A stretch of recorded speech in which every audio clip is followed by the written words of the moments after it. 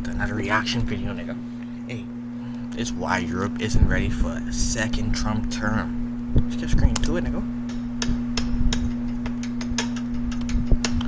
During Donald Trump's term as U.S. president, he complained a lot about this chart. It shows that America's allies in NATO were spending less than 2% of their GDP on their militaries. That frustrated Trump, because back in 2014, every NATO member agreed to reach that target by 2024. Yet 3 years later, most weren't even close. So Trump began threatening to pull the U.S. out of NATO. This is not fair to the people and taxpayers of the United States. NATO members must finally contribute. Trump's threats and Russia's invasion of Ukraine convinced more members to reach the target. But as he runs for a second term, people that used to work for him believe he'll really withdraw from NATO this time. While people who will likely work with him are making plans for how to do it, all while Trump drops pretty strong hints himself. One of the presidents of a big country stood up and said, well, sir, if we don't pay and we're attacked by Russia, will you protect us? I said, no, I would not protect you. In fact, I would encourage them to do whatever the hell they want. You got to pay. It means that in a second Trump term, the U.S. may finally leave Europe alone to defend itself. And that is causing some panic. Most European leaders really would not like to see his return. We know from the first Trump administration that things can happen unexpectedly. This is a real possibility. So how much does Europe secure? Yeah, nigga, he's a flight risk. They don't know what that nigga can do. But then nigga Trump's keep them on their toes. Really depend They don't on know what the that United nigga States. Trump can do. That's why. And can Europe survive if it leaves? They better start spending more, man. That's the simple fix. And it's better for them too. They better start spending more. It's better After for World them War to be able II, to the protect U.S. was themselves tired too, of nigga. fighting in Europe. Twice in the last 40 years, our country has thrown its full economic and military power into a deadly struggle to prevent the triumph of a dangerous aggressor in Western Europe. But it was worried that it would have to again. The Soviet Union had seized control of Eastern Europe and was threatening to take over the West too. These countries had ruined economies, little trust for each other, and their tired militaries were no match for the Soviets. But instead of leaving a vulnerable Europe to fend for itself, the US decides to help protect it, at least until it could defend itself. It gives these countries $13 billion to rebuild and encourages them to trade together. Then the US joins them in a military alliance, NATO, where every member pledges to help in the event that one of them is attacked. Meaning the Soviets would need to be willing to take on all these countries, plus the US. To prove it was serious, the US bases some of its own troops, weapons, and even nuclear bombs inside European countries. More than 1 million men have been added to the armed forces of the European members through NATO. The communists have not gained an inch of territory in Europe since the treaty was signed. Defending Europe was expensive, but it did have its benefits. The US economy boomed thanks to exporting materials to Europe. Over the next few decades, European countries recover, and NATO expands. But the US doesn't leave. Germany, There were Greece, tensions Turkey, from the Spain. war about the idea of Germany rearming. States wanted to do different things. They were all still rebuilding and a lot of debt. And so the US kind of ends up staying in order to smooth all of that over. The collapse of the Soviet Union in 1991 gives the US another chance to step back. No country was threatening to take over Western European countries, and most of them had grown rich. But instead, the US pushes to invite more countries into NATO, thereby extending its protection to more of Europe. Bill Clinton in the 1990s really wanted to appeal to voters of Eastern European origin in swing states. And the idea that if the US were to pull back from Europe, maybe the Europeans would go their own way, and that was something we didn't want. Despite the new members, the US does reduce the number of troops it has in Europe. The problem was, so did Europe.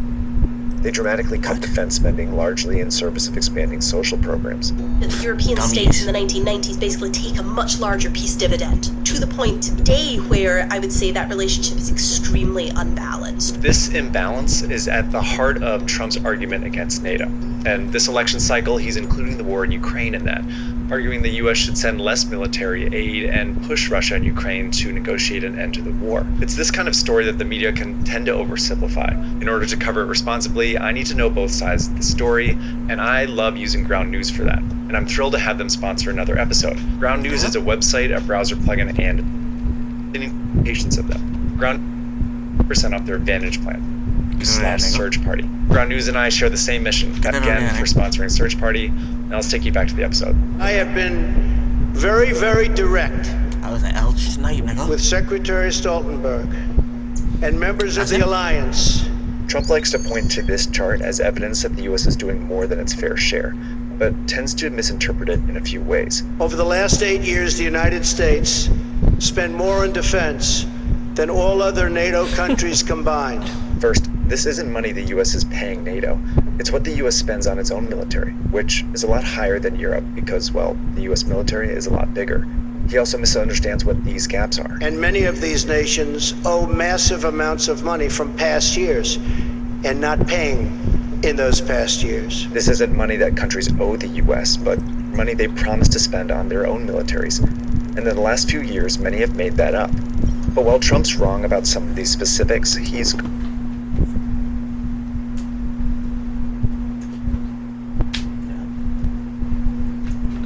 correct that the U.S. still contributes a significant amount to Europe's defense. So this was another one of those fact checks where you end up with, multiple Pinocchios, but you're not really getting at the meat of the issue. If you look at the actual forces that are in place in Europe, the U.S. is still by far the biggest contributor. Today, the U.S. has 100,000 troops in Europe, more than most European armies. Most countries have some advanced weapons, but the U.S. provides a lot, including some key things like long-range missiles, heavy lift and refueling aircraft, and intelligence technology. And while the UK and France have nuclear weapons, it's still U.S. nukes that serve as the ultimate deterrence, shielding NATO from an attack. In other words, the U.S. is still the glue that holds together Europe's defense. If the U.S. were to just vanish tomorrow, European states, very wealthy, industrially advanced, etc., but they couldn't immediately fill those roles. There is not, I would say, a single European military that could do everything that the U.S. can do. These capabilities are why the U.S. took the lead when Russia ignited another war in Europe. Since 2022, the U.S. has sent more military aid to Ukraine than all the countries in the European Union combined. Many weapons that Europe pledged to donate were found to be defective, old, and broken, revealing just how weak Europe had let its militaries become. Even though helping Ukraine is in the U.S.'s interest, Trump is still viewing it in terms of money spent and money owed. We're in for $250 billion or more because they don't ask Europe, which is a much bigger beneficiary to getting this thing done. They should be forced to equalize. This was a dangerous misunderstanding. Alliances are not just about money.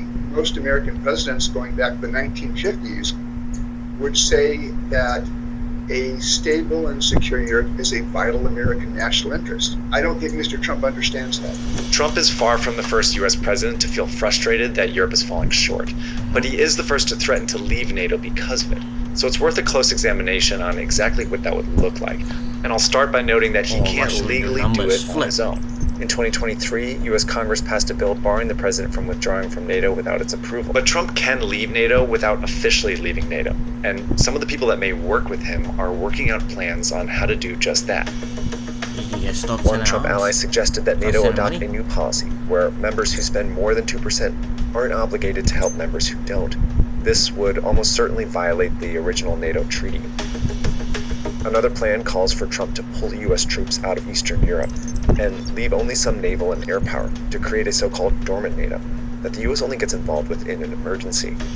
And in Project 2025, conservative analysts and former Trump officials argue that Trump should transform NATO so that Europe only relies on the U.S. for its nukes and a select number of other capabilities. It's either going to be some sort of pay-for-protection deal, or it's going to be some level of U.S. pullback. I don't really see much in between those two options for Trump. From Ireland, Trump hasn't endorsed any of these plans, but European leaders are still nervous that if he does win and pulls the U.S. back, it'll leave them dangerously unprepared. Without U.S. troops, European NATO members don't have enough to defend themselves against an invasion from a full-size Russian army. While they have 1.9 million soldiers combined, a recent analysis found that they would struggle to get more than 300,000 ready to fight. Oh. And in the past few years, many European militaries have shrunk because they can't find enough recruits. Europe would also have trouble replacing the aircraft, long-range weapons, and intelligence technology that only the US makes. And without US nuclear weapons, other countries may feel compelled to build their own. If those go away, They may have to start doing mandatory service in countries, because they find ways to find it hard to recruit and shoots. May have to start doing France are who's do that? Where that NBA player Laurie Marketing from? I need to go back to service time. I guess mandatory time. Yeah, they may have to start doing powers, that. but Germany need the weapons. So I think Where is he from? the absence of the American nuclear deterrent From from Europe's defense Italy or would something? lead Like to Sweden? some very difficult questions that would take some time to sort out among the Europeans. It doesn't seem ready to make the hard political decisions yet either. Governments are already struggling to choose between spending more on defense or protecting their very popular social programs. And they still don't agree on how to defend themselves. While many Eastern countries believe Russia is the most serious threat, Southern countries tend to be more concerned with controlling migration. The fact is, Europe needs more time to figure this out, and Trump may not give it to them. When they need time, but it's like turning a supertanker. The worst thing could be if Trump says Europe is a rich, they can do it on their own, we're getting out, it's up to them.